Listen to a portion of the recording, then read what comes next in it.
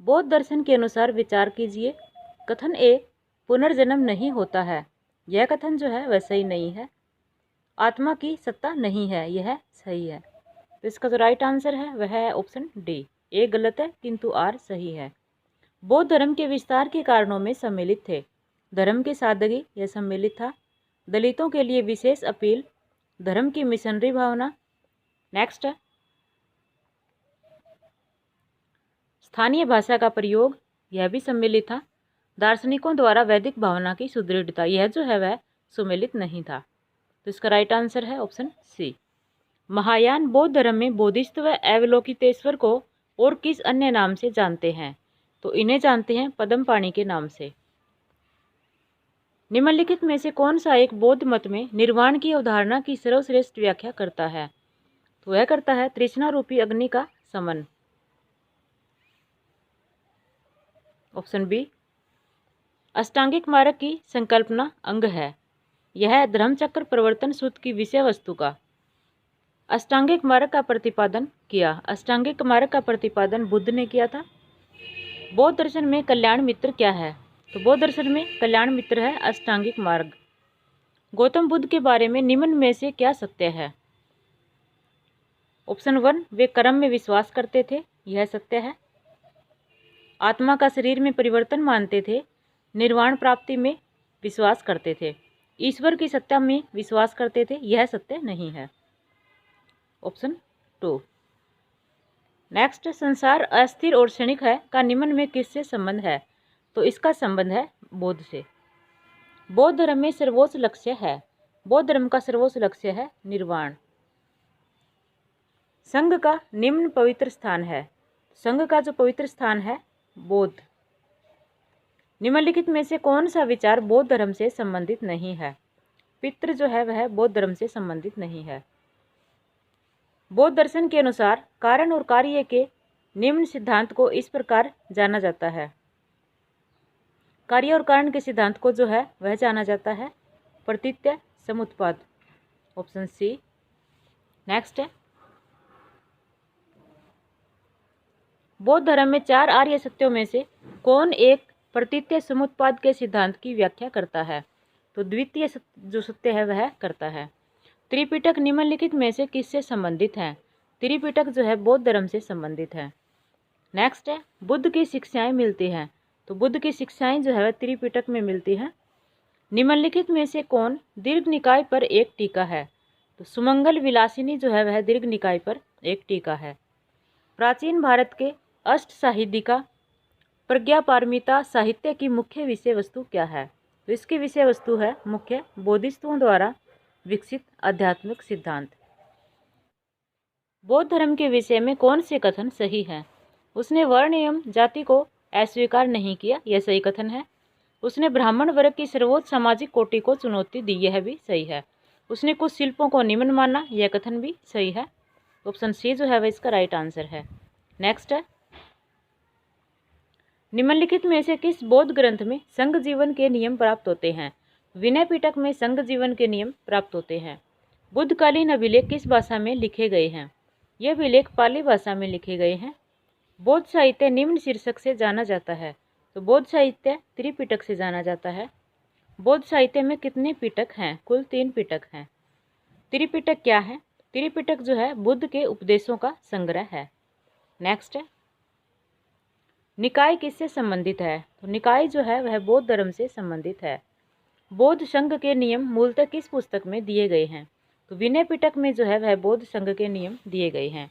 Next है निम्न में से किस बौद्ध साहित्य में महात्मा बुद्ध के नैतिक सिद्धांत से संबंधित प्रवचन संकलित हैं? तो सुत्त पिटक में जो है वह नैतिक सिद्धांत से संबंधित प्रवचन संकलित हैं। निम्नलिखित बौद्ध ग्रंथों में से किसमें अनेक प्राचीन लिपियों की सूची प्राप्त होती है? तो ललित विस्तार में जो है वह प्राप्त होती है। निम्नलिखित में से कौन सी बौद्ध रचना नहीं है? तो इनमें से जो बौद्ध रचना नहीं है वह है यवन जातक। दशरथ जातक जो है बौद्ध रचना है, बाबेरू जातक और सीबी जातक, ये तीनों ही बौद्ध रचनाएं हैं। प्रथम बौद्ध समिति का आयोजन हुआ था, तो अजातशत्रु के शासनकाल में प्रथम बौद्ध समिति का आयोजन हुआ था। मिलिंद पन्हो राजा मिलिंद तथा एक बौद्ध भिक्षु के मध्य संवाद रूप में है, वह भिक्षु थे। तो वह भिक्षु थे नागसेन। मिलिंद पन्हु राजा मिलिंद और किस बौद्ध भिक्षु के मध्य संवाद के रूप में है? नागसेन। नेक्स्ट है, बौद्ध ग्रंथ मिलिंद पन्हु किस हिंद यवन शासक पर प्रकाश डालता है? तो मिनेंडर पर जो है वह प्रकाश डालता है। मिलिंद पन्हु पाली ग्रंथ है। नेक्स्ट है, तृतीय बौद्ध संगीति की अध्यक्षता किसने की थी? मोगलीपुत्र तीस ने तृतीय बौद्ध संगीति की अध्यक्षता की थी। निम्नलिखित 4 स्थानों पर हुई बौद्ध संगीतियों का सही कालानुक्रम क्या है? तो इनमें सबसे पहले हुई थी राजगृह में, उसके बाद जो है वैशाली में हुई थी, फिर हुई थी पाटलिपुत्र में और फिर कुंडलवन में। तो इस तरह से ऑप्शन डी। नेक्स्ट है, निम्न में से किस शासक ने द्वितीय बौद्ध सभा का आयोजन किया था? कालाशोक ने द्वितीय बौद्ध सभा का आयोजन किया था। बुद्ध की मृत्यु के पश्चात प्रथम बौद्ध संगीति की अध्यक्षता की गई। ऑप्शन ए धर्मसेन द्वारा, ऑप्शन बी महाकश्यप द्वारा, ऑप्शन सी अजातशत्रु द्वारा, ऑप्शन डी नागसेन द्वारा। तो इसकी अध्यक्षता जो है वह की गई थी महाकश्यप के द्वारा, ऑप्शन बी। नेक्स्ट है,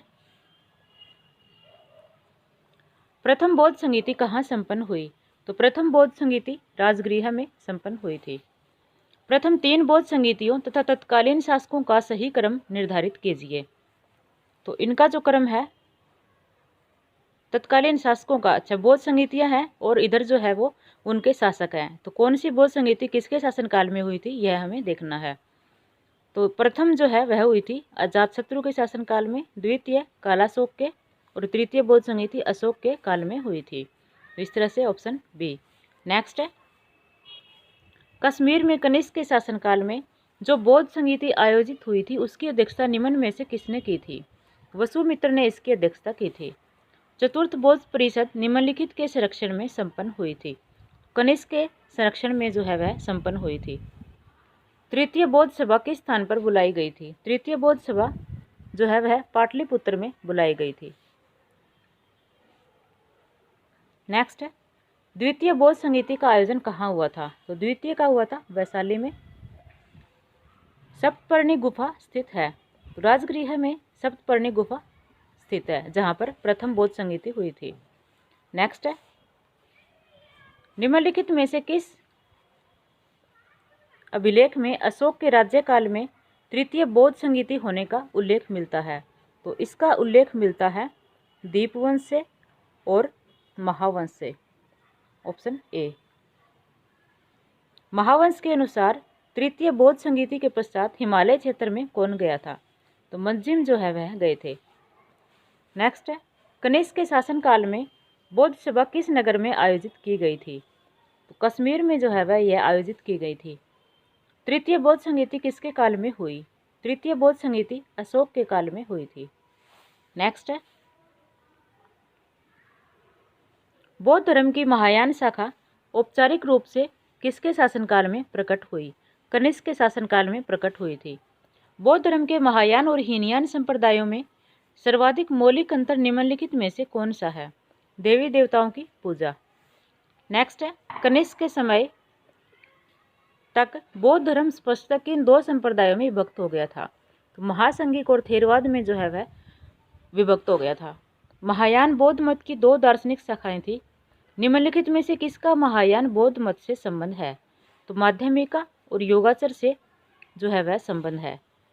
प्राचीन भारत के बौद्ध मठों में पबरन नामक समारोह आयोजित किया जाता था।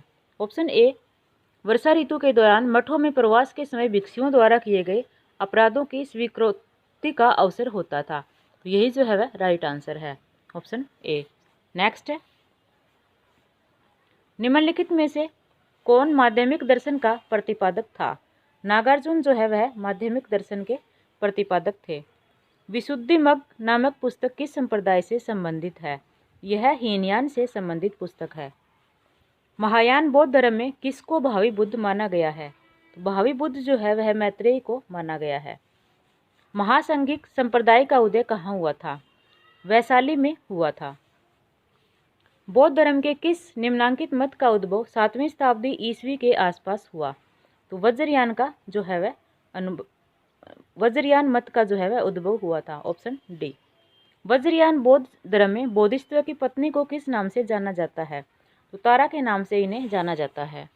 नेक्स्ट है, निम्न विद्वानों में से किसने तिब्बत में बौद्ध धर्म के वज्रयान संप्रदाय की स्थापना की? पद्म संभव ने की थी। शून्यता के सिद्धांत का सर्वप्रथम प्रतिपादन करने वाले बौद्ध दार्शनिक का नाम है, उनका नाम है नागार्जुन।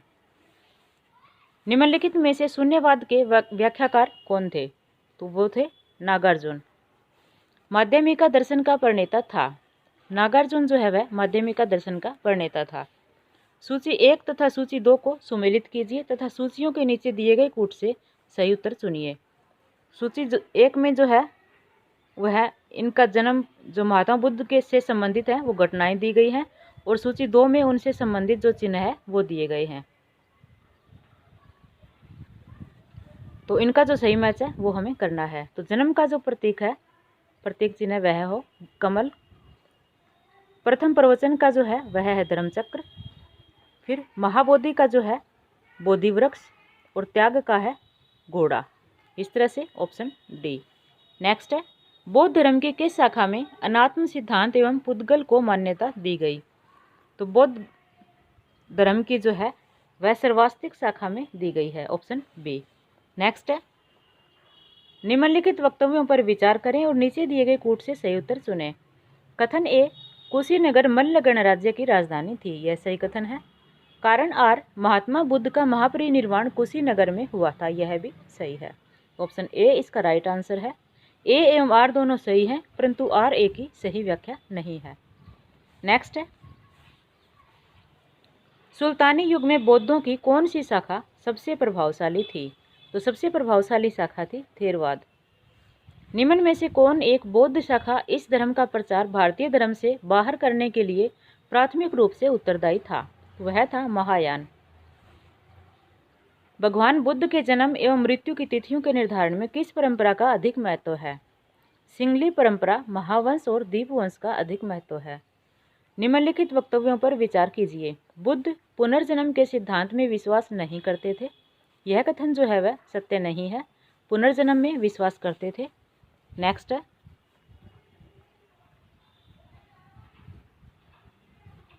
कारण आर, बुद्ध ने नित्य आत्मा में अस्तित्व संबंधी विचार को अस्वीकार कर दिया था। यह सही कथन है। इसका राइट आंसर है ऑप्शन डी। ए गलत है किंतु आर सही है। निम्नलिखित वक्तव्यों पर विचार कीजिए तथा नीचे दिए गए कूट के सहायता से सही उत्तर का चयन कीजिए। कथन ए, सर्वाधिक वर्षावासों में गौतम बुद्ध श्रावस्ती में रहे। यह सही कथन है। श्रावस्ती के राजा प्रसेनजित गौतम बुद्ध की आयु के थे। यह कथन भी जो है वह सही है। तो इसका राइट आंसर है ऑप्शन ए। ए और आर दोनों सही है, किंतु ए की सही व्याख्या आर नहीं है। नेक्स्ट है, निम्नलिखित युग्मों में कौन सही सुमेलित नहीं है? कोली रामग्राम सही सुमेलित है। शाक्य कपिल वस्तु, कलाम अलकप यह जो है वह सही सुमेलित नहीं है। तो ऑप्शन सी। बुद्ध के जीवन की 4 महत्वपूर्ण घटनाओं और उनसे संबंधित 4 स्थानों का नीचे उल्लेख है। यह 2 स्तंभों में है। इनका आपको सही सुमेलन करना है। तो इनका जो सही सुमेलन है वह कुछ इस तरह से होगा।